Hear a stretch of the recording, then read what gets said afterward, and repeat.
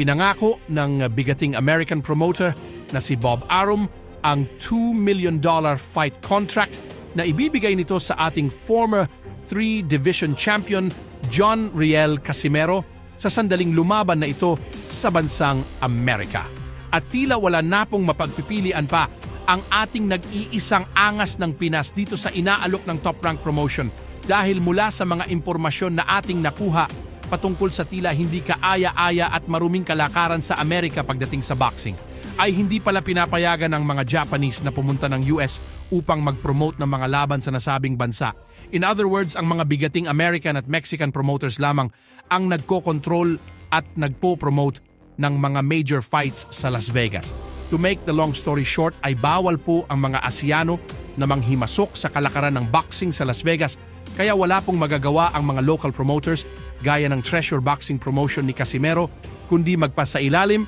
sa American promoter kung gugustuhin talaga ni Cuadro Alas na lumaban muli sa Amerika. At kung maisa sa katuparan ito ay nangako si Bob Arum na ang magiging unang laban ni Casimero sa Amerika ay kontra sa Mexican knockout artist na walang iba kundi itong si Luis Neri na ikakasa raw nitong si Bob Arum as early as possible o sa unang bahagi ng taong 2024 at